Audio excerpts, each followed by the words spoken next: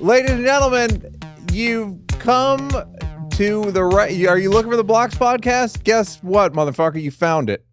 I have a podcast. I'm Neal Brennan. I had a Netflix special called Blocks, where I went over what my blocks are, the things that make me feel like something's wrong with me, things that make me feel isolated, something off about me. And now I have my friends on, and they talk about their blocks, and people love it. My guest today is a good friend of mine. We've had many ups and downs. We've had mostly ups. Yeah. And mostly ups. Even the down was ultimately an up. Yeah, it helped us in the long run. It was. I would say it was an up, even though it was a down. It was mostly an up. He's got a family of podcasts. There's no other word for it. It's a collection. It's a collection. Yeah. They call it Bad Friends. Yeah. And he's got Whiskey Ginger. Yeah. And he's one of the proud member of the Netflix comedy family. Part of the family, dude. Welcome home. Thank you, man. I'm Andrew so happy to be here. Santino, everybody. Great. We can't afford that kind of sound effect. I was going to say, can you clear that? Buddy, nice to see you. Great to see you. Can you believe I'm finally doing a podcast? No, I can. You asked. I would like the record to show that you asked me before you asked Bobby, or you asked us concurrently to do a podcast, and I was like, I don't want to do a podcast with another comedian. And then turns out I was foolish wrong. Mistake. Yeah. Turns out I was wrong. Shoulda, woulda, coulda. And man, we would have been humming right now. $40 million. I wouldn't be here. Yeah, I'll tell you that much. I drove here in a spaceship. I'd be over at Bad Friends Studio doing an episode BFS. with Bobby. I would have replaced him. You would. I would have stabbed you in the back. I'll say this to the fans. Neal one time let me come over to his home to shower, but before I had to go do this something. is very weird, and the only person I've ever done this with. I let Santino texted me. He goes, I have a meeting. Yeah. I'm working near your house. Then I have a meeting.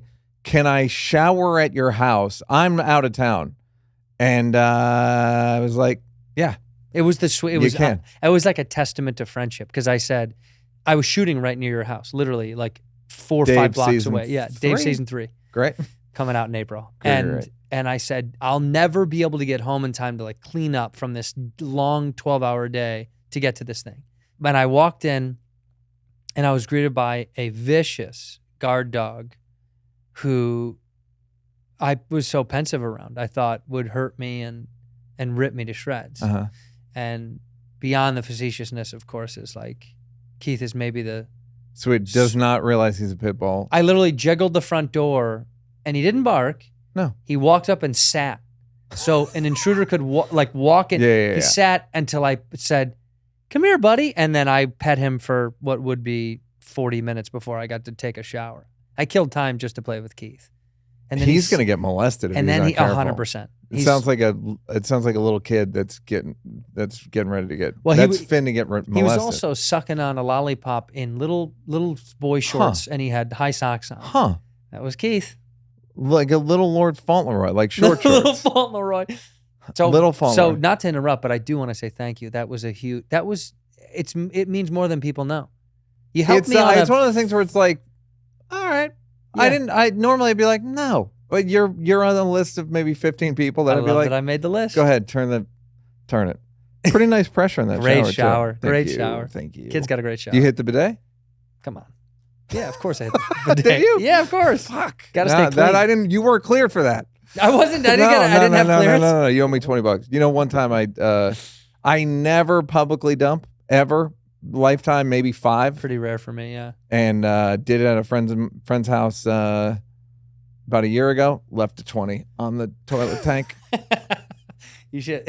You got to leave a 20. There should be a tip jar. Yeah, it's here. There you go. Well, let me say the first time I met you that I remember. No, I'm trying to remember. Was at the Comedy Store in the driveway. You basically pulled me aside and was like, hey, can I talk to you? It was after 3 mics had come out, and you basically were like, I got really bad anxiety. Yeah. And it was a nice thing to connect about. Yeah, fair. Yeah. By the way, that's most of my relationship. Yeah. Shared anxiety like, story. Hey, can I talk to you about my personal emotional problem? Yeah. I hate anxiety. Tell me about your anxiety and where it came from. I mean, this is throw a block up. My anxiety comes in the form. It is funny how everyone's anxiety comes in these weird. Mine is super high stress levels, cortisol pulsing through my body, but I don't recognize it until I crash. I do this really wild thing that I've only learned through my old lady, that I'll like be humming along, like I'll be doing this and this and this and go to this thing and have to go to this thing and meet this thing. And I'll be like, I'll emotionally get so amped up and like rude. I'll start to be rude. Like, does it feel good when you're in it? No, but it's like I'm keeping up. Do you know what I mean? I feel like it feels like when you're in a dream and when you can't punch or you can't run and you're stuck. That's what it feels like when I'm going through like an anxiety moment. Not an anxiety attack, but just like a heavy anxiety. You have chronic anxiety. It seems like you have anxiety. Yeah, all the time. Like you wake up with it. Yep. Yeah. I mean, it's crippling. And then finally after Where's your wheelchair? Huh? Is it crippling? I have a cane. You walk around. He's got my cane. Your anxiety cane? My anxiety cane. It's what happens is I will crash. I will literally physically go to bed. Like I'll be running hot and I'll sit on the couch and I'll wake up like 3 hours later. Really? Yeah, it's the craziest thing. I had to ask a doctor about it because I got kind of concerned that I was like, is something wrong? Have you missed things because of it? Like you were supposed to be somewhere and you were like, I had anxiety. No. And then I fell asleep. No, that's the problem, is because I'm so worried about I'll make it those. But the moment that I know I have a minute to like, all right, I don't have to do that thing till later tonight. And if I sit on the couch after I'm kind of pacing and panicking and talking out loud how annoyed I am, I will genuinely crash. I'll actually fall asleep. But it's... And do you try to work against it? Meaning, do you... I spoke to somebody today. I did a Zoom for a thing, whatever. So I was like, you were really great today. And I was like, yeah, because I woke up. Yeah. I read. And then I went to an office and did a Zoom, and it was like very relaxing. Yeah. In that, like, I just got to like do nothing. Yeah. I mean, you don't seem to you very rarely are not doing stuff. Yeah, I feel, and I'm learning. That was one of the things I told you, was like my fear of stagnancy. Like my dad's retired and his life scares the shit out of me. Well, Letterman was on here. He said anyone who says retirement is great it's horseshit. When I was a kid, and perhaps when you were a kid, yeah, boy, I can hardly wait to be retired and spend all my time. Well, that's a myth. Well, yeah, meaning it's incredibly boring. Yeah, and not satisfying as a human pursuit. Yeah. If you're that kind of person, my dad and I are so different, dude. Like my stepdad, we're so different. He's so comfortable waking up, reading the paper, watching TV, taking a nap, going out for a little walk, taking a nap. That's like my actual nightmare. No tasks. No like creative, fun moments of the day. No like, I want to output something because there's just a bunch. It's like I've just got to get it out. Yeah.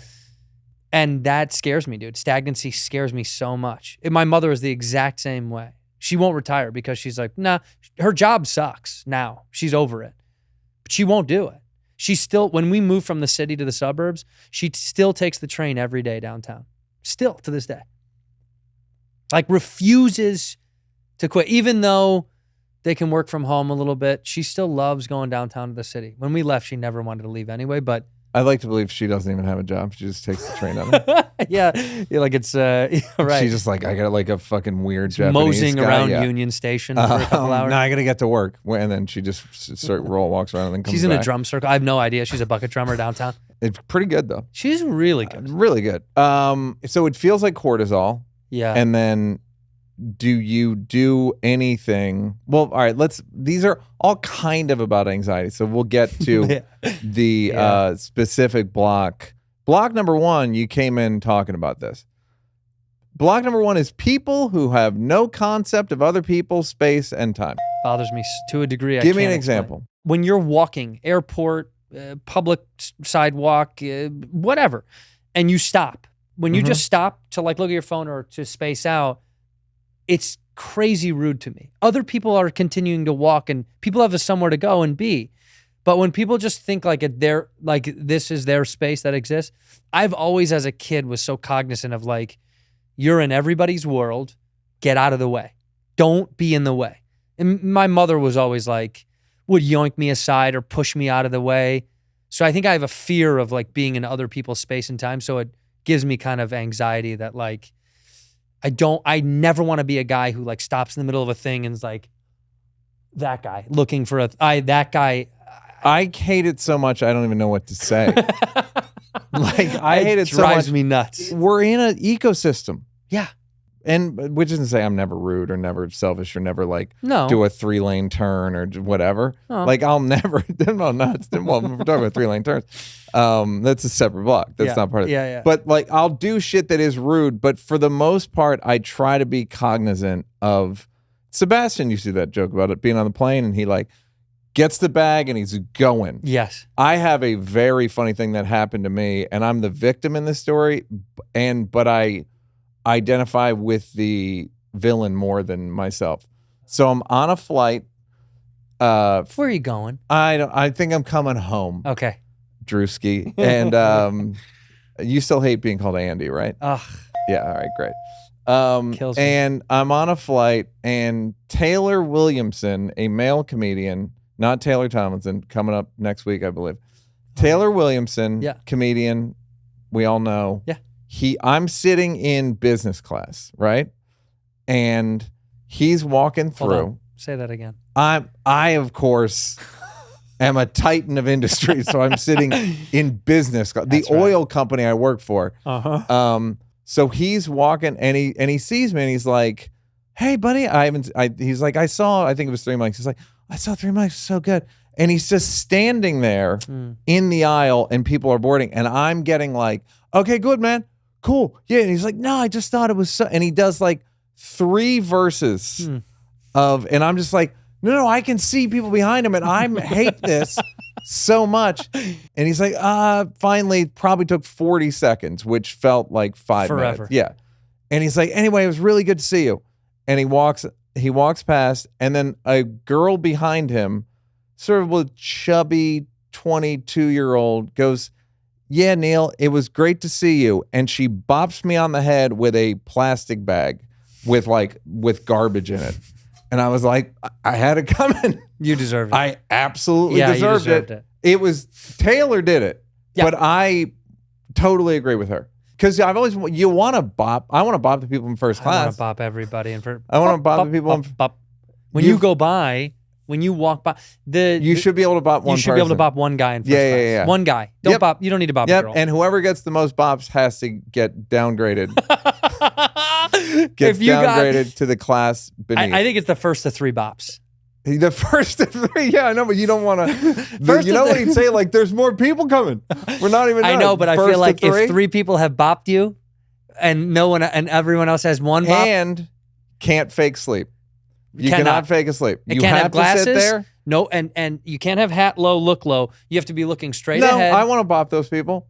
No, I'm saying for bop I always purposes. think it's Josh Duhamel. Whenever there's like Hat a big, low? yeah, Yeah. it's like Chris Pine or Josh Duhamel. Dude, Josh Duhamel. How Chris Angel sat next to me one time. I Pretty wanted to good. bop him so bad. You bopped the fuck out of him. And Lana Del Rey wanted to bop her. Did you? She was flying. She was flying right next to me and wanted to bop. Oh boy, have I wanted to bop Lana Del Rey I bet. for a long time. I bet. But I think 3 bops and you got to swap. But who gets to swap in back of the plane? They elect one person. Who does? The people of Coach. It's a jury. Yeah, the people of Coach. Okay. They do like. It's a democracy. It's like, but it's like the House of Commons where they're like, "Oh no." Yeah. And people step up and say like, I'll tell you why. Yeah. I nominate my wife. Yeah. Yeah. But here's the thing about the people with no concept. It's weirdly a Republican concept and a liberal concept in like, be mindful of the people. It's like socialist to be like thoughtful and considerate of the people around you, and weirdly disciplined and Republican to be like mindful of the people around you. Yeah, And you're like, funny. It's like touching all the bases a little bit. Like it is very like liberally like think about others. And it's also Republican to be like stay in line, get out Yeah. of the way. yeah. Yeah, it touches like Yeah, both sides. so I don't even know who to blame it on, other than just people that you know who I think it is. Only children. Well, Do you know what I mean? yeah. Are you an only child? No, I mean I have a half sister. It's not from the same parent, but I do have a sister. It's people that have never. I think Burr used to do a joke about like you need a roommate to be like, what the fuck are you doing? Yeah. That's what having yeah. a brother or sister does. Is like, especially a brother if you're a guy, like it out. someone going like, the fuck, get the fuck out of the way. The first time I took a shower, I was thinking about it today. My parents were out of town. I called you. I was like, can I use your shower? No, my parents were out of town. And my brother Kevin, comedian, was watching. He was like in charge. And I had only taken baths. And then he's like, go take a shower. And I was like, I don't know how. And he's like, figure it out. Yeah. And and look at me now. And now you're showering whenever you bring want. in young Now you're bringing in comedians other from all friends. over to use my shower. It's a lack of it might be a only child thing. It may also be parents who give their children permission to make mistakes in public, right? Like it's the same kind of, when. But we're talking about 40-year-olds. Do you know what I mean? Yeah, but I'm saying like when a parent has a kid and they're running around a public location and there is a barrier, it needs to be like this new app you can draw a barrier on your phone and it's a dog collar that will automatically adjust to the geometrics of it. Do you know about this? I don't think so. It's wild. There's a dog collar now without the electric fence underground. You can just draw a line on a map on your phone and it will automatically geo-drop that so the dog can't go out of those parameters. That's like... What happens when he does it? Zap. Little zap in the... It's a little something. Yeah, a little like my like my watch from not wearing it. Yeah, it buzzes at you. Kids need that. Like I'm okay with parents being like, he needs some energy to get it out. But there is a line where he's gone too far away from you. Now he's ruining someone else's thing. Right. And you just go, sorry. Yeah. That never happened with my parents. Are you nuts? You'd get your arm dislocated being pulled back to my parents because you're interrupting someone else's meal or adults train ride. Oh yeah, man. Adults were royalty. Yeah, they were kings and queens. When we were kids. Yeah, we had to wash their feet. They were plumbers and electricians, but we treated them like, it was like they were gilded. Like you couldn't. Mr. Brennan. No, yeah, you couldn't. You had to call them, like you couldn't curse around them. You couldn't, like you had to. This is back in the 50s. 1655. The 1950s when we were young. Back when we were young. Teaching each other how to shower. But it's the same. It's the same thing. It's not understanding ecosystems and not understanding delayed gratification. Yeah. Like you go over here and you do it. Right. You got to do something, go over here and do it. You ever be doing shit on your phone and then just go and you're driving and you're like, let me just pull over. Yeah, why I'm am just I being a fucking asshole. Kill somebody. Yeah, I'm going to kill somebody. Yep. I almost killed somebody today. I got the beep, beep, beep on my car. Like I would have absolutely would have killed not killed, but really hurt somebody. Really hurt. They would have been crippled like you when you get anxiety. Okay. So, all right. Learning how to balance. I think it says learning how to balance, drinking and staying healthy. So you're trying to balance drinking and staying healthy? Yeah.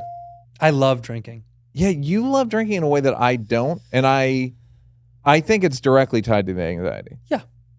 Yeah, no all right, doubt. I thought that was a scoop. No, if I drank less, if I drank less, I'd have less anxiety. But I don't drink. I'm not like. No. I think you drink because of the anxiety. Oh, yeah, for sure. Well, yeah, yes. I genuinely really enjoy it. Like You like the way you feel. Love. For how many drinks? Because the sweet spot's like a drink and a quarter. That's for me, peak. 2 to 3 is money. 2 to 3 is like, woo, we're good. And I can go home, drink water, and feel fine the next day. Like I'm not drinking out all night drinking, which I do once in a great while. It's fun in the night, and then it's the worst thing in the world for the next 2 days. Yeah. But I just love socializing. Like in the way that you and I go get meals, I love that with drinks. Never done it. No, we did it once. Yeah, we did. Oh, but I think in that regard, like I like going to have a meal and a drink with somebody. Yeah. So very much. It's less a party thing and more like I love the social aspect of it. It's such a cultural thing in my family. It's like look, if you get a drink with somebody, it does feel it's got a ritual to it. For sure. And so I that versus getting older and getting in the gym and continuing to stay in the gym, it's so hard because it's hard to care at all. Is the gym good for your anxiety? So good. I feel so good after I like going to the gym. I feel like people at home are going to go, I now do that thing where I blame my opinions on the people at home. I think the people at home are going to say drinking's fucking him up more than he knows.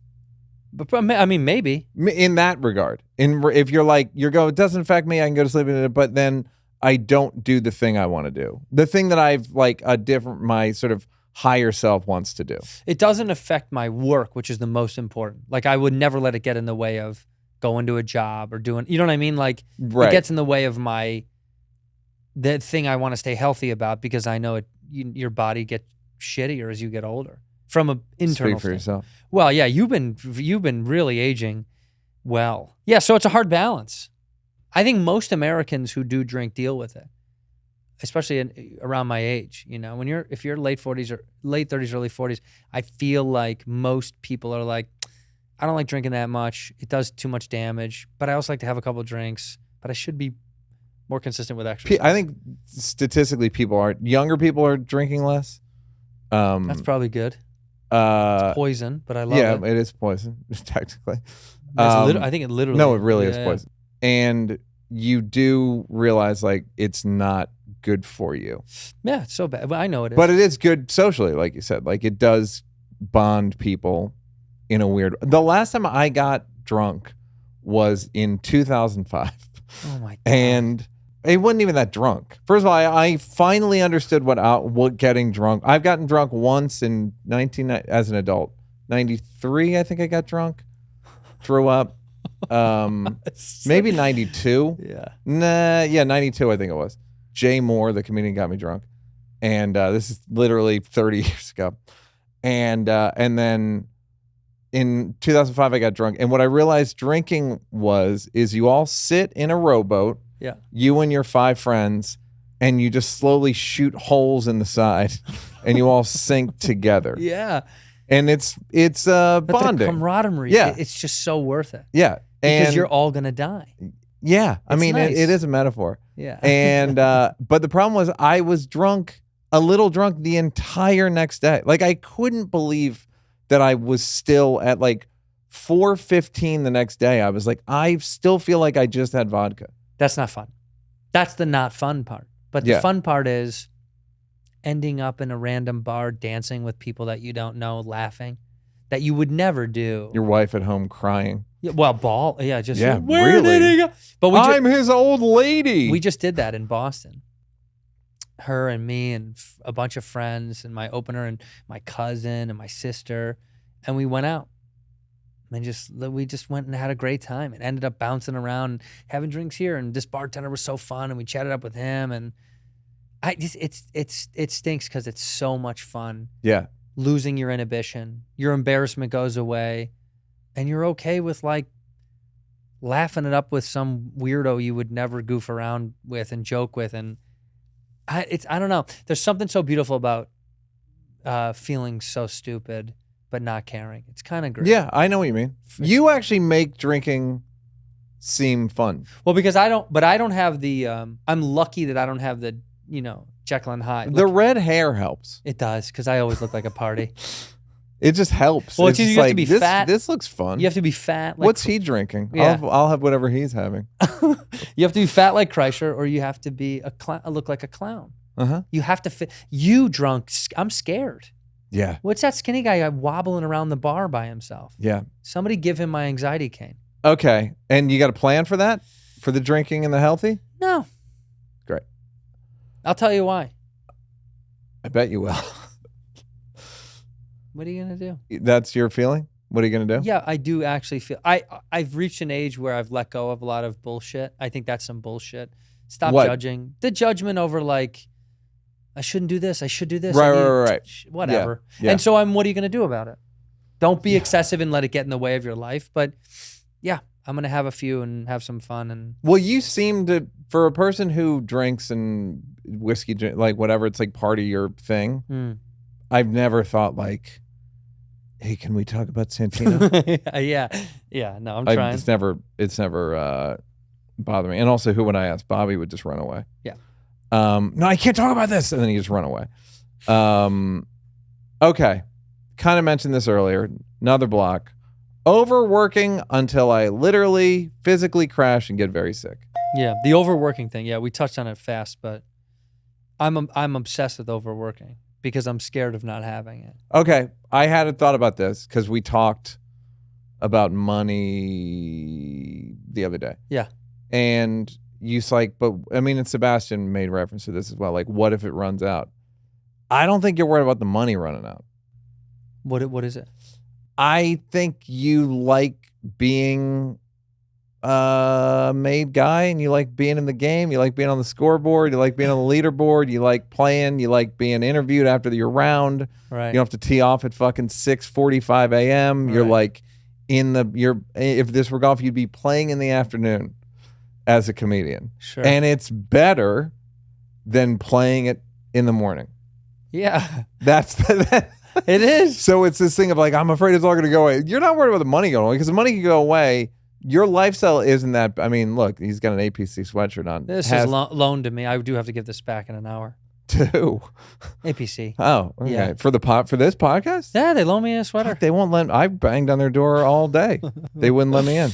I don't know if it's I don't mean the money running out. I just mean, I think it's more that like I didn't have anything when I started. A cliche, but it's like I just am like, well, you're a little bit lucky to have it be this way. So I'm like, why stop? I don't know. Like, what am I? Well, no, but it's not. You have status and you work. You've always worked though. I've been very fortunate that I have worked for a while. And that's okay to like the status of where you are. I just like to work. I get just it. wanna do You it. want to be active. You want to Yeah. feel like a member of the world. You want to feel like I belong and I'm thriving and or winning or placing, or I'm in the conversation instead of just whatever the hell your stepdad's doing. I feel like a part of it is imposter syndrome. Parts of it are imposter syndrome, where you're like, is this deserved? What are you doing that you don't think you should be able to do? No, it's not that. It's just sometimes. That you're like, am I a good actor? Like if you're on, or do you watch Dave and go, no. I don't watch it. Yeah, of course. I've never seen one episode. Yeah, no, I believe it. Yeah. I just can't do that. The only thing I've ever watched genuinely that I've been on was Curb, to call back to it, because I was so nervous about doing it. It was the only job I was actually nervous about. And I killed with him when we auditioned together. So I should have felt comfortable on the day. Still no. Yeah. Still did good on the show, but I wanted to make him happy so bad. Yeah. That I didn't say hi to him when he came in. I just stayed in my little corner until they called me forward, and I did the scene as best as I could. And then in between, I didn't say a fucking word. Yeah. I looked at the ground until it was ready to go. And I bet he was fine with that. Yeah, it was great. I just didn't want to upset him. I was so like, I don't want him to do this thing, where where do you usually go to eat? Where do you usually go to eat? Hey Dan, let's get back into the Larry. You don't want to small talk Larry. No, it was so nerve-wracking. Yeah. So, but no, it's a little bit of like not imposter. It's just a piece of imposter syndrome, meaning like I'm anxious about other people being like, do you deserve that thing? Even though what a stupid, who cares? But I don't think anybody will watch you and think you don't deserve it. Well, thank you. it's also like I don't know. It stinks. I don't know what it is, but you didn't like self-doubt. Like people can say that about me because like I work with Dave, so it's like but no, right. No, No. I mean, they've slowly stopped. They're still out there, but I'm saying I've gotten opportunities like, or that seem like line jumping that you just haven't, like you weren't you working on the Queen Mary or the Queen Elizabeth? Queen Mary in Long Beach, yeah. No, like how long ago? I mean, God, it was a long time now. 15 years. I was doing intermissions, doing That's stand-up. not that long ago. No, I know. But that was tough. Those were So like you had a shitty, you did all the like, yeah, I did the bullshit. Yeah. A lot of it. So there's not any. I don't think the thing is going to go away though. You could say I could be selling out 5,000 seaters. I'd still be a little like, I don't know. Yes, of course. Yeah. We're worried about like, you ever look at Somebody hit me with the sweetest fucking text, a very funny, mean text at me today. They go, she'd just gone to a funeral and she's like, hey, they record people's funerals and put them on YouTube now. So if there's an afterlife, you're just going to be checking your views on your funeral. I was like, this bitch my God. hit me fair and square. But it's true. Yeah. You ever look at the crowd, like the ticket thing? Yeah. And then you see, first of all, you like, there's so many fucking tickets available, I stink. But then you look at each person, and you're like, that's a person who likes me. Yep. That's a person who likes me. And it's unfathomable. That blows my mind. It's unfathomable. Like when there's rows and rows and rows and rows of people in Minnesota that want to see me. That want to see you. Yeah. Yeah. It's like when I go home, it's scary. Like Chicago Theater playing that for the first time last year. I couldn't believe. I was like, that's. I was looking at this. Did you do it? Yeah. You did it, right? Yeah. 3,600 seats or something. Great. It feels weird. You're Fantastic. like, no way. I guess I'm just like happy, but also the some of the success gives me crazy anxiety. I just am like, ooh, this feels so daunting. What would it mean if you lost it? Peace. No, but what would it, No. are you worried about what it would say about you? No, I just think Don't you think people's mind is made up about you? perhaps. Because that's what, it's kind of sad, is where I was like, here's another thing I realized with this new Netflix. People aren't going to watch every one of your specials. No. It's funny because there were people that I was expecting to hear from, they didn't watch it. And I'm like, you didn't watch it? No, they're not going to watch another one. No, They'll watch they saw the other one. Yeah, they saw. Yeah, that's what No, it that's is. what they go. All right, I see what you do. I saw the other one. Yeah, it was good. I'm not It was really good. You want to watch another hour? But that's the thing is they also just assume. They're like, that was great, the 3 mics. Yeah. And you go, oh, thanks. And then they're like, what about the new one? You're like, it's great. I mean, I haven't seen it, but I know it's great. That's the thing is people assume. So there's this thing. They where locked it in already. Yeah, like I am that. Right. So you are what you are. I guess, yeah. I guess. I just always, yeah. I guess it's just if it goes away, it feels like I let myself down. I don't care. It's not I let the fans or something. It's not like you have to go home with your tail between your legs. No, it's just I feel like I let me down because it's like, well, it's on your shoulders, dude. You built what did this. you want to? What are you going for? Just work till I just want to do it till I die. I want to be able to. I said this. Well, hopefully you'll die soon. I just want to keep working and enjoying it and making money and having fun and growing. If I could have that, man, to me, that's heaven on earth. That's why I don't want to stop working because I'm afraid when you do that, it like gets pulled out. And then you start to. But I don't think you could think of any examples of that. No, it's irrational. Right. For sure. But that's anxiety is super irrational. It's all fueled from, these like. And when did that start? Probably when I got the first thing I ever got. Were you an anxious kid? Oh my God. Or you were just a dickhead? No, I was an anxious kid. I admit I was a dickhead, meaning I was just a troublemaker. I just Right. wanted to get in trouble. Fireworks? Fire. Great, even better. Love setting stuff on fire. Even better. I like that even better. That's even more dangerous. My anxiety probably started in my teens. Yeah, in my teens for sure. When I was a teenager, I couldn't understand why I felt the way I felt. The pressure from like basketball. And like I hated it because I was good. Were you on the team? Yeah, but I was good. But it drove me nuts. Like the anxiety before a game would make me sick because I just couldn't stand it. But when I played, it didn't matter. It's the same as comedy. It's like Yeah. you're on stage, you don't think about it. My favorite thing is when your body, before you're about to go on stage, your body's like, you got to take a leak right now. Yeah, right now you have to piss. Like, you got to take a right leak. And now. I'm like, really? I can't. I got to go on. You go on, and then you get off stage. You don't have to take a leak. Nope. You're like, so you were trying to trick me Mm. into going to the bathroom. You fucking Judas ass body. Judas body. It's funny. You could tell a white guy who was good at basketball in high school. There's something about our It's just, I knew you were. yeah, something. Was I? No. Fuck you. No. But you know what you were good at? Outwitting everybody in your friendship group. Faster than everybody upstairs. Faster than everybody upstairs. You know, it was because my brother was a comedian in high, like, so in my high school friend group, we all started saying, I wrote that. I wrote that. Like, that's mine. Yeah. Like, that's my bit. I wrote that. Like, we're like 13. I fucking wrote that. You You can't did say not that. write that. I That's fucking me. wrote that. Like a bunch of comments. Okay. So, I mean, I struggle a lot with living so far from my family and not seeing people as much as I'd like to. That kills me. Who do you want to see? My mother, Yep. the most. I miss my mom the most. She's working. Go downtown. Fucking working so much. I miss her like crazy.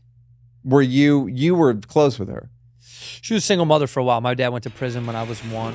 They got a divorce. You can always tell when a guy's dad went to prison. when he was young. That's why he's good at basketball. He just, and my mother was the hero. Can you tie the anxiety to that, or is it too obvious? No, actually, that's not it. I don't think that's it. Okay. The anxiety comes from wanting to fit in bad as a kid, looking the way I do, whether or not it's... You're good looking. But outside of the joke acknowledgement, it's a red hair. It's a thing. I Right. always look different. By the way, the thing that joke about like he's a gender is I didn't hear it till I was like 30. And I was already like, that's a fucking dumb joke. But as kids, man, it's a thing. And it's not like I got picked on. Like, it was just, I knew I looked different. I always knew I looked different. You just felt different. It's just weird. You were like, it's not a plight where it's like, oh, poor kid. Yeah, but it's like, do you think about it? You do when you're a kid because you hear it. Right. It's a thing people say, especially girls, young girls. Like, yeah, it's interesting what it does. There is an age where you reach and you couldn't care less. Yeah. But when you're a child, yeah, it's such a weird thing to feel because you are that guy and people look at you different. Yeah. Well, by the way, if there's anything more terrifying than childhood, let me know. Yeah. I'm open. Yeah. The phone lines are open. It's so fucking scary. It's that never-ending quest for not just belonging, but like it's alien. But you're like, look, what am I? It doesn't make any sense. Why am I this? It's you're smaller than everyone. Yeah. The world seems to be lawless. Yep. Yeah. And when you finally figure something out, they're like, no, that's wrong. That's wrong. Yeah. And half the time they're lying.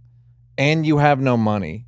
Right. And if you're no power. No power. Literally nothing. That's why adults should not have birthday parties. Birthday parties are for people who can't drive, can't get access to sugar. Right. No one gets them anything. They have no money. Like fucking knock it out for the kid. But an adult, like, what do I need to I can do all this. I can get cake. Right. Whenever I want. All the time. You can't it's like prison. Yeah, it is. So it's that beyond the anxiety of childhood, growing up with my mom helped because she was like a single mother badass who like worked herself up from nothing. Now, is it true that all single mothers work in diners? Is that true? They have to. For like 18 months. Yeah. My mom never did. She worked administrative stuff. She was like a paper pusher. And so would you like get latchkey kid? Yeah, but she also worked coincidentally for the company who made latchkeys? Who made latchkeys. Well, they made the latch, not the key. Okay, well, that's a whole different company. That was your dad's company? Yeah, that's why he went to prison. Yeah. But she worked for the company of the buildings that we grew up in. She worked for the property management company. Oh, all right. She worked in the administrative. So that's also how we got the apartment. Right. We had like a Section 8, she filed because she was a single mother. So we were able to live in these kind of nice apartments. She's my hero. So I loved her so much. But I learned so much from her that in the long run, even when her family was at their poorest, they were still fine. They were all alive. You're going to make it. Because they grew up with no money. My mom was one of 10 kids. They had no money. Can you imagine? Ugh. Repulsive. I mean, they get in no like attention. A 3-bedroom house. It's insane. Well, I'm one of 10. No, that I know. was the joke I was making. Scum. Let me explain this joke. Can we Irish stop scum. the tape Irish real scum. quick? Back it up. Hey, do you like me? Do you like the podcast? Did you like Blocks on Netflix and Free Mics on Netflix? Come see me on my new tour. Brand new Neal coming to Madison, Nashville, Salt Lake City, San Diego, Washington, D.C., Baltimore, Atlanta, New Orleans, thought it was going to be New York. New York's coming. Austin, Houston, Dallas, New York. Told you it was coming. Philly, Boston, Los Angeles. Figured it would be Angeles. Los Angeles, Denver, Phoenix, San Francisco, Seattle, Portland, Chicago, Minneapolis, Vancouver, Toronto. If you have a good airport, I'm coming to your city. So come fuck with me. It's a good hour, and it's called Brand New Neal. Go to nealbrennan.com for tickets. Please cure my clinical depression. Actually, it's not bad right now, thanks to you. So going back to the thing, I miss my mother. I wish I could be around her more, and my dad. But it's just I connect with my mom because we see things almost the exact. We both have the exact same sense of humor. Do you, when you say your dad, do you mean your birth dad? My stepdad, yeah. And where do you place the Biological father? biological in the Santino cinematic universe? Cineverse. He's just a dude in my life sometimes that I see. Do you worry about the thing that made him a criminal? What that does to that it's in you? I mean, I guess you would have been a criminal by now. It was cocaine for him. Selling or doing and selling? All the above. Loved cocaine. Was so good at it. Yeah. Like so good at it that he went pro. He went pro. Yeah. They knocked him down to AAA for a while, then he went right back. He got bopped. Yeah, he got bopped. He was so good at drugs, and he's been clean for a long time. He got his life together, but we're just two men now. Now I go see him, and it's just like two men. Do you wish it were different? Do you wish it was like? No, because I know you like the stepdad. It seems like. Yeah, he's my dad. I mean, yeah, the dude raised. And do you just see like? Sounds like your dad's more like a older brother or something, or uncle or something. That's a fact. That's kind of how it feels. Where you're like, just like, what's he doing? We're cool. Yeah. No, we're cool, and I want him to live a happy rest of his life. And there's love there for sure. That's like, I'm glad that your life is good. But we never, the formidable years, we never were together. So it's kind of like, when people, because I've got a big family and I have brothers and sisters that are way older than me. I'm like, aren't you close? And it's like, I have a brother that's 16 years old. We barely live together. How could you? Yeah. Yeah. So, but people like family to be just like this cohesive blob. And it's like, it's not almost ever that. No, it's so hard. All right. This is interesting to me. A block, which is learning how the word friendship changes as you get older. I think you mean just how friendship changes, not the word friendship. No, because is it the word as well? Well, okay, yeah, it's 2 in 1. I also texted you this in haste. But the word friendship does mean something different to me as I've gotten older. I thought when I was a kid, a friend was like stone, man. Like to be like, that's my. I'm in the same boat. Keep talking. It was like that's my friend. That guy is my friend. Like that to me was like lifetime shit. Like, but then you learn as you get older that people will call you a friend when they're not, and people will say like, I'm friends with Brennan. Yeah. You don't know that person. People say that all the time. The word itself is what I meant by that was it gets thrown around and it loses all meaning. Like out here it means dick. Yeah, but I think Hollywood, yes. But also like I learned it from my dad. Like my dad sometimes will say, you remember my friend blah, blah, blah, blah, blah, who so-and-so? And I'm like, you haven't talked to that guy in 32 years. That's not your friend.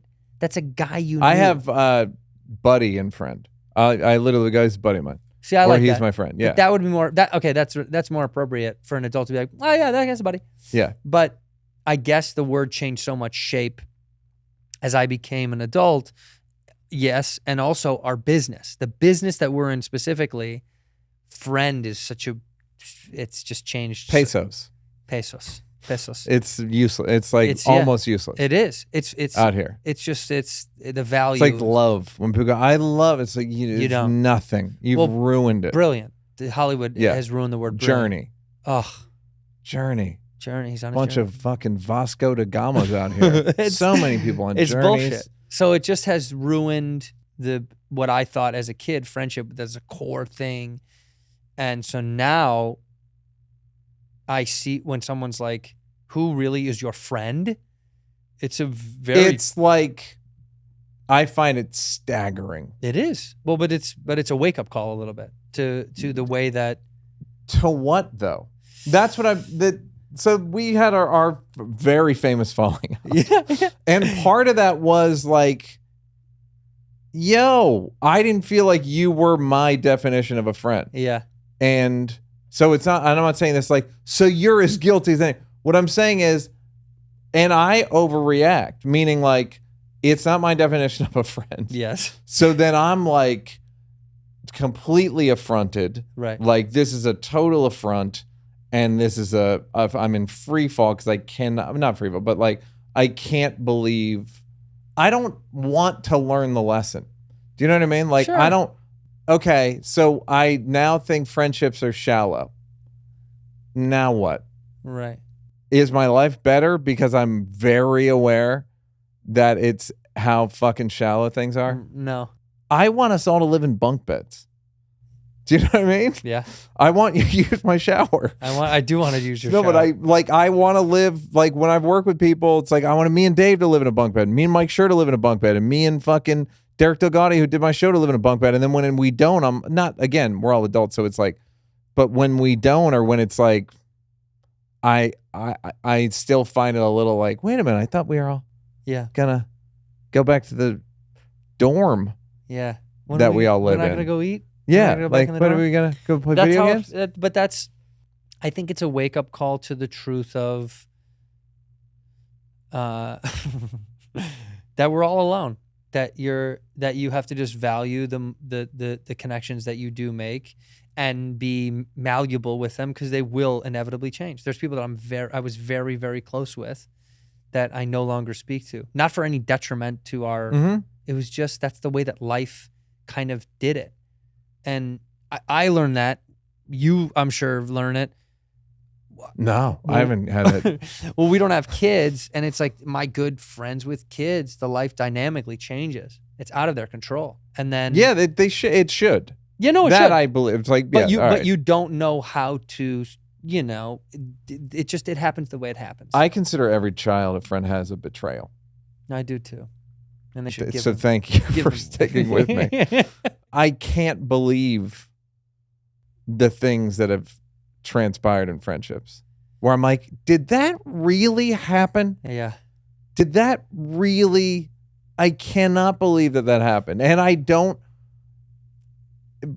The thing about the thing about being alone. I spent the day reading. I spent yesterday reading, and I was like, I really like this. Yeah, it's nice. I really like it.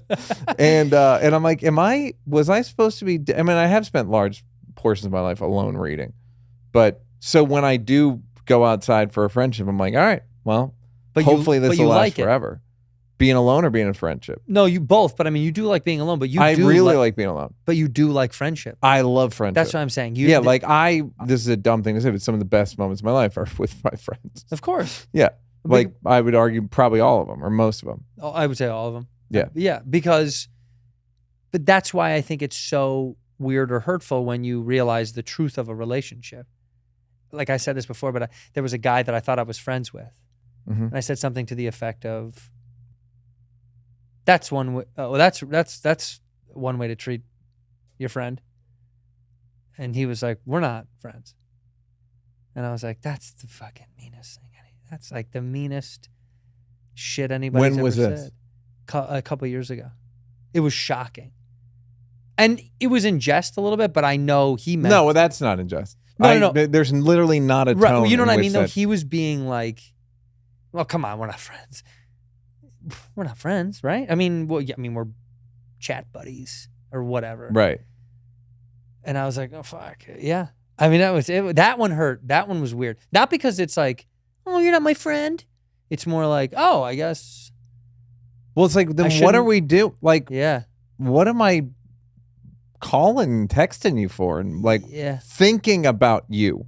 Yeah. Why am I thinking about you? Yeah. Why am I considering you But I don't in my anymore. life? That's okay. That's okay. I was okay with it. I was a little off. I was put off by it where I was like, oh man, I guess my perception of this was odd, particularly because we had communicated often enough where you'd be like, yeah, that's Yeah. That's a friend. We've done things together, you know. But Does that person have friends? no, not really. No. I just assume like I cracked the code. You know what I mean? Like Right. we're cool. We're very cool. We enjoy. Where if you text me without me texting you, I assume you're interested in some form of relationship. Yeah. I would assume, Yeah. but especially if it's not business driven. If it was just business driven, totally different. I understand that. This was not. So that's unusual. It was That's unusual, that kind of stuff. And so you just learn what that term means and what friendship is as you get older. And it's hard for me to grasp. The reason it's a block is because it still is hard for me that I'm like, oh man, I thought this was more important. Like I thought friendship was more important. Yeah, like I just like it's not. We keep using the shower thing, but I'm saying like, yeah, you're just on the like you're just in the you're rotation, on the baby. fucking, but it's more than the rotation. It's like I have a tablet, like a rock, like a Moses tablet. It's kind and there's just like there's certain people. It's like, yeah, you're on it. Yeah. Yeah. Why? I don't even know sometimes. But it just is. You're just on this tablet, and then when I find out I'm not on your tablet or you don't even have a tablet, I'm like, why did I? Like, what's your orientation of life I'm talking to the person, like, so what do you, I was talking to a guy one time, a comedian friend of mine, and he was like a really good friend. And I go, are we all, I was talking about comedy. I was like, are we all friends or is this entirely transactional? He goes, I think it's entirely transactional. I was like, that's heavy. I don't know. I know. And I said it yesterday. I was not even arguing with somebody. We were just talking about the definition of friendship. Like, how are we defining this? And I said, look, I'm kind of, I'm like a friend drama queen. Like,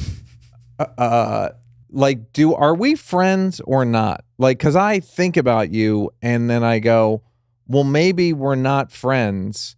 And maybe like so-and-so said, it's all transactional. He's like, it's not transactional. I love you. I just am bad with, X and trying to. That's okay. And he's like, and I imagine you have so many friends. I was like, I don't have so many friends. No, you hear the tone of the no? I mean, the volume and the tone of that no. That is true. Was eviscerating. But you know why? It's because you don't. No, you're taking it the wrong way. It's because you don't have friends that you're not going to dedicate a real relationship to.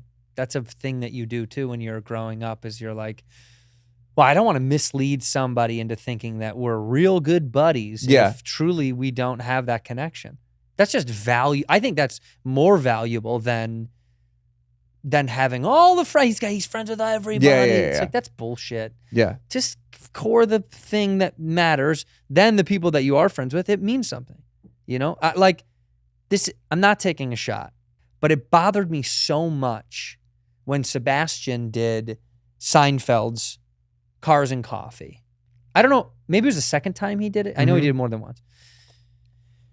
But he said something to the effect of, who's your best friend? Sebastian said that to Seinfeld. Now, I know this is a Seinfeldian answer. It's not lost on me.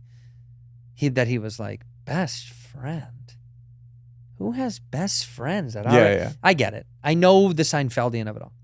But then he continued to kind of go into beyond the bit of like, it's a ridiculous question. We're old men. I have my wife. Yeah. And no wife will let you have a best friend. But what bothered me about it was after the comedy is over, a piece of me could tell that it was like Seinfeld was truly saying, like, I don't have fucking time for friends. Like, the fucked up thing is he talks to a guy named Barry Martyr every day on the phone for 2 hours. So his best friend. Yeah. It's and funny. He has for decades. And perhaps that was a thing. It was a bit. I know it was a bit. But also there was a darkness to it about Seinfeld that was like, having friends is a little stupid. No, I know what you mean. I think he's doing a bit because he literally talks to a guy on the phone every day. He must for hours, like a 10-year-old boy does. But that shows my, It's a funny thing because I've never heard another man bring this up. The importance of it.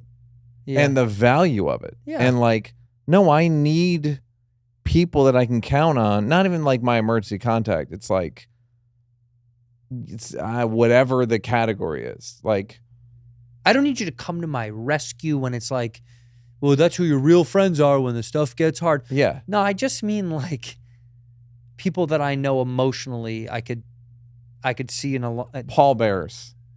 yeah, who's gonna carry me when I'm Yeah, dead? literally my pallbearers. Like, who are they? Who's gonna? That's right. Yeah. That's what I'm looking for. And like, are you in? Yeah. Are you in, dude? Yeah, like, are you are in? you gonna fucking carry my dead body or not? Like, right. I'm happy for it to last that long. Yeah. Totally. Like, that's how long I would like it to last. But just tell me if you don't have strong arms. Look, tell me, we can get like wheels on your side. Which they do now. They wheel you. They fake it. I had to just carry my. I'll be checking the views. Check the views. I had a couple things that I was going for. Yeah. Some blocks that you missed. Okay. This is a new segment where I tell them what their blocks should have been. I like it. We were looking for lack of appreciation for life and achievements. That's a block that have. I'm putting this block on you. Okay.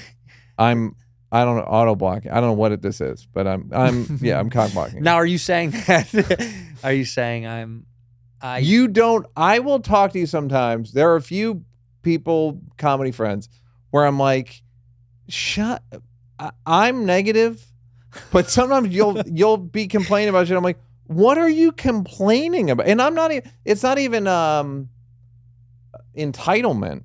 No. It's like, how are you seeing something negative in this? I'm good at it. Like, it's wild. Because I just can't. Sometimes I don't believe it to be true. I've always been like, yeah, but I'll get the blah blah blah blah blah. That's how I always feel. I've always, I don't know why, but I've always felt like it's like when I did Conan, I was like, yeah, you got Conan, and I was like, yeah, but they'll put me with some like. You'll be a bad first guest. And no one yeah. Yeah. That's how I feel immediately. Yeah. That I'm like, he's not gonna fucking like my shit anyway. When did that start? That's tough. That one I genuinely don't know. Like, I don't. Because is it protective? For sure, of course. That's for sure. That's me just trying to not because you don't want to get hurt. You know, you don't want to feel let down. Yeah. Being let down. Probably from my dad, like, not showing up. Going to prison? Yeah, but I think it's a letdown. I don't want to be let down. I just don't want to be let down. So it's like, I never was a super optimistic guy. I never had the whole like, it's going to work. I was always the guy that was come on, guys, we can do it. Yeah. That group of like kids in like a movie, like a preteen movie when they're like, all we have to do is Yeah, we got to clean up the senior center and we'll be fine. And I was in the back. He's like, we're never going to get through it. Why bother? Yeah. Why bother? Let's just get out of here. Play with fire. We just burned the senior center down. They'll never know we were here. Yeah, because things go very well for you. Like, even so, your new special hamburger, fantastic special. Cheeseburger. See, that's why. That's why I feel the way I feel. You should know. There's another one on it called Hamburger. That's very funny. Yeah. You should have said cheeseburger repeatedly like Hamburger used to. Cheeseburger. No, but if you're going cheeseburger. Hamburger. But you were when it aired in Austin, and I was like, hey, you should enjoy this is a week ago. I'm like, enjoy it. And you were like, yeah, I did another podcast and I just don't want to check the message. I don't want to check my mentions because I'm going to get blasted for because he's in trouble. And it's like, I literally texted you like, we do maybe 5 of these in our life. Fucking enjoy it. It's so hard for me. I don't know why. I'm trying. I'm really trying my best. I'm trying. It's super hard. I don't know why, man. I don't know why. I'm ashamed of success a little bit, which we've talked about. It's a dirty, weird thing. I don't know why that I'm like, when things are going well, people are like, you fucking celebrate. And I'm like, I don't want anybody. I know what you, I'm not saying fucking spray champagne in people's faces. Yeah, no. But I'm saying like. Me enjoy it. Yeah. I try. I don't know. Never been good at that. It's more, I have like that disgusting like Bill Belichick disease where it's like, yeah, we won, let's go. Well, yeah, we gotta. We gotta win again next year. Yeah. Vince Lombardi, his kids. I saw an interview from his daughter, maybe. Great dad, I'm assuming. Yeah, and she would say how fucked it was that like after home games they would host people at their home Mm-hmm. in outside of Green Bay or whatever, and she was like, he was such a even-keeled, somewhat not pessimistic but realist, like such a staunch realist that you couldn't tell if they won or they lost the game that day. And she was like, that was quite upsetting. Yeah. When you're like, how do you? What's the point? Yeah, well, yeah, that's part of it. That's like, why are you doing it then? Yeah. But I think it's partially a mentality of like, you did good. Don't spend too much time being like. It's Midwestern. It's Catholic. Yes. It's valuable in doses. Yeah, but not when a high dose is so deadly, because then it makes it like you can't enjoy a thing, and then you'll be Yeah, you're like a sellout. You're look at Hollywood. Yeah. Enjoying a thing he spent fucking 15 years Yeah. figuring out and embarrassing himself. And he finally got the jump over the Grand Canyon right. And he did this. And people were like, fuck you. Fuck this guy. But it is weird that I feel like when I see other people celebrate, I'm happy for them. Like my friends. Yeah. I get so excited when I see someone celebrate, but I am always like, I can't do that shit. Are you kidding me? That's insane. Well, Letterman, there's a story about Letterman that I forgot to ask him. It was in one of those books, Late Shift, where one of his managers, they were at his manager's house in Malibu. It was like a $4 million house in 1985. And Dave it's was 38 like, million now. of course, yeah. minimum. That's opening. There's bidding starts at 38. And Letterman apparently goes, man, I wish I could live in a place like this. It's like, get 10% of what you get, and I got a house like this. And Letterman, and they're like, you couldn't. He's like, nah, I couldn't. And he kind of, it's that you see, Letterman is in some way like, I've always loved him. He's so excellent. But that's why. But but you see the when he did this podcast, it's like, it's a bit of a Ghost of Christmas Future where it's like, I should enjoy this a little bit. Yeah. Because if I don't, it's not realistic. And it's probably super unhealthy mentally for you to just trudge through a thing and then get to the next thing and get to the next thing. But I will say, I privately enjoy stuff. Okay. Quietly. Great. Like, I don't think people get to see me do the thing, but I do. You spray champagne in your dog and your wife's face? Yeah. Well, like I told you, like, my buddy lent me a fun car for the week. Now, I will never let people. It's the Oscar Mayer Wienermobile. Yeah. It's a fun car. It's funny. It's funny. People are happy. They're stoked to see me. Vegans chase you down the street. They do. But no one will ever see me. I'll never take that car. You know what I mean? Like, I'll hide it from everybody. You put it on Instagram. Did I? I saw it. Yeah. No, Juicy did. Yeah. I didn't. See, that's what's you funny. You posted it to your story though. She tagged me in it and she said, "Oh, is that from that cheeseburger money?" It's like I'm embarrassed by it, even though I'm having fun. It's not. No, mine. but then you see like Segura, and Bert and those guys and Kevin Hart and like guys having a blast with it, and you're like, boy, that's fucking. I wish fun. I should do that. Yeah. A piece of me should. I don't know. It's still that like back of the room comics being like. It does feel rude. I think you do it the right way. I would just say like, I would like to see your orientation toward. Yeah, but I would like to see that go away. Yeah. I'll try. Yeah. I'll try. I mean, I'll get better. What are you doing to get better? At talking to a human. Are you going to therapy? Yeah. Fucking guy. Look at this fucking guy. But are you doing betterhelp.com /Neal? Neal. Betterhelp.com /Neal.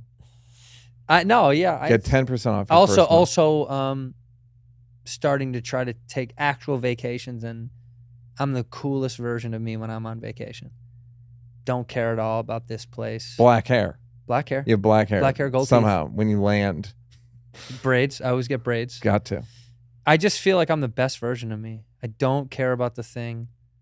I check out. I'm trying to make sure I take vacations, that we get to take them together, and that we just don't pay any mind to anything. And it's my favorite. I actually do check out. It's great.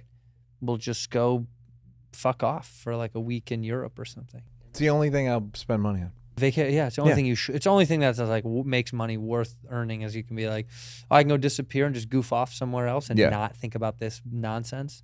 Love it. Like I love it. This is a question I keep meaning to ask everybody, and I haven't asked anyone. I'll ask you now. I like to set it up a lot Set it up. so that people resent it by the time I even say it. Yeah. If there was a movie of your life, Ugh.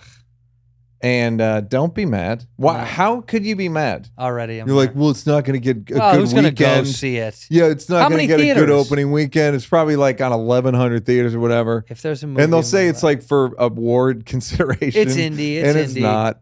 not. Who plays you, and what is the character arc?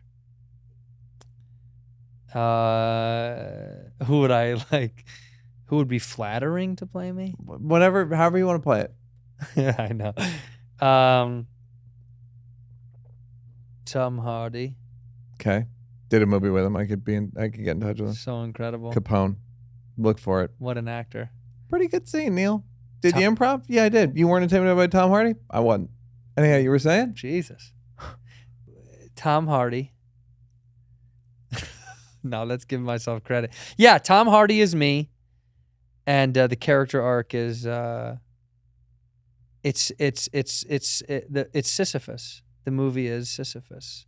It's rolling up this boulder up a hill, and it never gets to the top. It just keeps smashing them the whole time. And then do you, And at the very end, is it upbeat ending? Is it like, no, at the very end, he finally gets up to the top, and the boulder falls down on the other side, and it kills everybody. And so Great. he realizes it wasn't worth it at all. including Bobby? Yep. Your mom? Yep. The friend who said you're not friends? yeah. Your wife? Yep. You're alive, though. Yeah, but alone. You wanted it deep, baby. I gave it to you deep. They call it blocks for a reason, folks. Andrew Santino. Yes. Thank you for coming. You're a good boy. I You know love that. I love you to See you at death. my funeral. I'll be there. I'll carry you.